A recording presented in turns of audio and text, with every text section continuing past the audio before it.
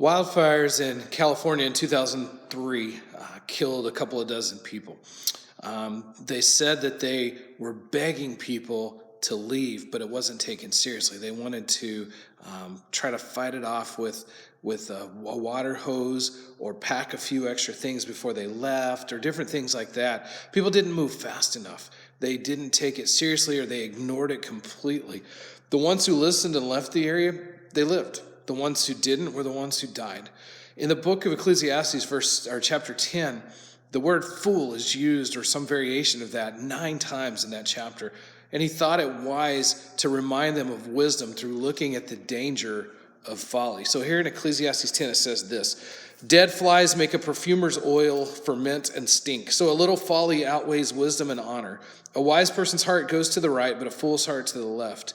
Even when the fool walks along the road, his heart lacks sense, and he shows everyone he is a fool. If the ruler's anger rises against you, don't leave your post, for calmness puts great offenses to rest. There is an evil I have seen under the sun, an error proceeding from the presence of the ruler. The fool is appointed to great heights, but the rich remain in lowly positions. I have seen slaves on horses, but princes walking on the ground like slaves. The one who digs a pit may fall into it. The one who breaks through a wall may be bitten by a snake. The one who quarries stones may be hurt by them. The one who splits logs may be endangered by them. If the axe is dull and one does not sharpen its edge, then one must exert more strength. However, the advantage of wisdom is that it brings success. If the snake bites before it's charmed, there is no advantage for the charmer. The words from the mouth of a wise person are gracious, but the lips of a fool consume him. The beginning of the words from his mouth is folly, but the end of his speaking is evil madness. Yet the fool multiplies words. No one knows what will happen, and who can tell anyone what will happen after him? The struggles of fools weary them, for they don't know how to go to the city. Woe to you, land, when your king is a youth, and your princes feast in the morning. Blessed are you, land, when your king is a son of nobles, and your princes feast at the proper time, for strength and not for drunkenness. Because of laziness, the roof caves in, and because of negligent hands, the house leaks. A feast is prepared for laughter, and wine makes life happy, and money is the answer for everything. Do not curse the king, even in your thoughts, and do not curse a rich person, even in your bedroom, for a bird of the sky may carry the message, and a winged creature may report the matter.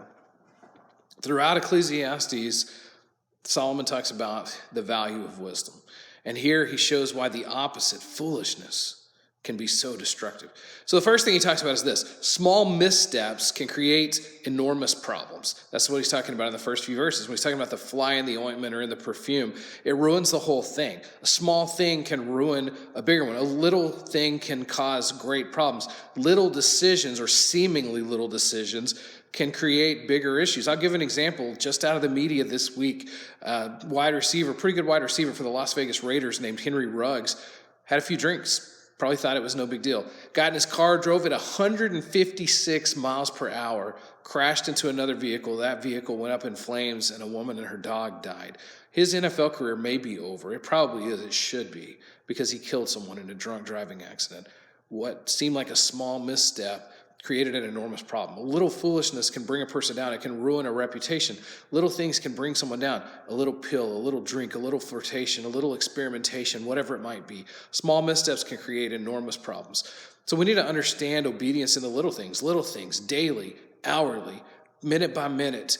Those lead to bigger ones. Every decision we make influences another one. Obedience in little things brings wisdom and power and sets the stage for what we think of as the bigger things. Small, seemingly insignificant decisions, insignificant things can ruin an otherwise noble adventure. We also need to remember that little decisions can affect massive outcomes.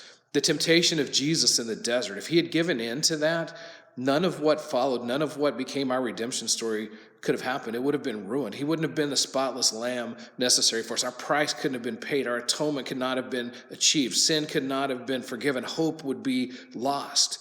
Holiness comes in a multitude of small decisions that we make every single day that lead to the larger outcomes, that affect massive outcomes. So then he turns to talking about foolish leadership. Rulers and leaders need wisdom as much as anyone. And Solomon showed this. When God asked him what he wanted, and in 1 Kings 3, he asked for wisdom, and it pleased God. President Lyndon Johnson said this: a president's hardest task is not to do what's right, but to know what's right. The ego-driven leader is one of the ones that he talks about here. The ego-driven leader leaves their followers feeling beaten down. This is a shout or a scream or someone verbally berating them. It's a proud ruler who does foolish things and loses respect. It leads to division. And when we're in an environment, that's hard to say, in an environment with temperamental, obnoxious, ego-driven leaders, we need to stay calm. We need to hang on. We need to live as peaceably as possible from our end. But the ego-driven leader can leave followers feeling beaten down. The easygoing leader surrounds themselves with the wrong people. They're surrounded by ineffective people, weak people, unqualified people. They're more concerned with following the crowd. They're more concerned with stroking their own ego and stroking the ego of other people than putting together the right team about them. The immature leader is another one that he talks about. That's the person that makes everything about himself. They have immature followers. They only care about themselves, and their followers only care about themselves. This person parties and lives it up rather than doing well, living well, leading well. They have no clue what they're really doing. They're childish and they're selfish. They're immature. The lazy leader is a fourth one that he talks about, and that leads to destruction. This is the person that's sitting at home doing nothing while the bills stack up, while the house decays, getting no responsibilities done, not doing what they're supposed to be doing. He's enjoying life, but everything around him starts falling apart. He forgets to work, and so it starts falling apart. He's slothful. He enjoys privileges while ignoring responsibilities. God hates slothfulness. He hates laziness. He wants diligence. He wants active, hard work from us. So the lazy leader is the fourth one that he talks about, and it leads to destruction. In the middle, he talks about labor. He talks about the work that we do, and that foolish labor causes great pain and hardship. The world is full of ineffective workers, and Solomon gives all kinds of examples. He gives examples of someone who digs a pit and falls into it, who breaks through a wall and bitten by a snake, who quarries stones and is hurt by them, who splits logs and is endangered by them, whose axe is dull and doesn't sharpen its edge, who charms a snake, but the snake bites before it's charmed.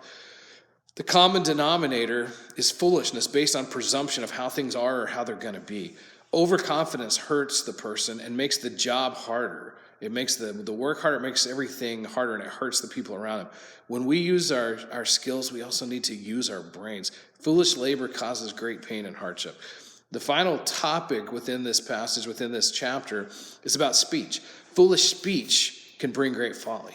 Careless, destructive, out there speech, unguarded words, they become weapons of war. They become fire. They become poison. Careless and destructive words can bring great folly.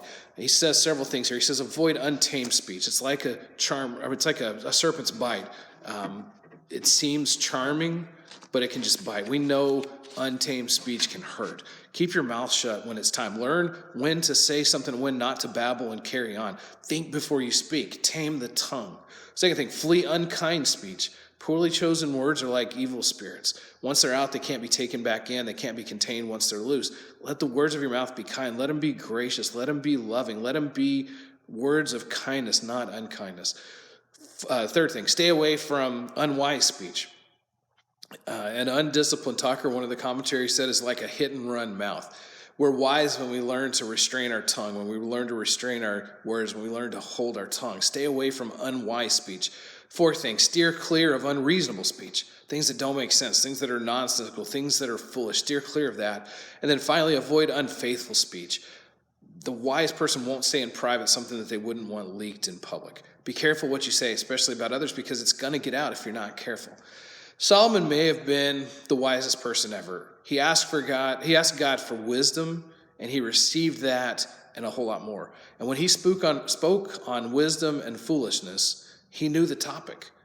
We would be wise to avoid foolish speech, to avoid foolish labor, to avoid foolish leadership, to know and recognize that every single decision, even the ones that seem small and insignificant, has an enormous impact and matters greatly. Don't be like the fool, be the wise person.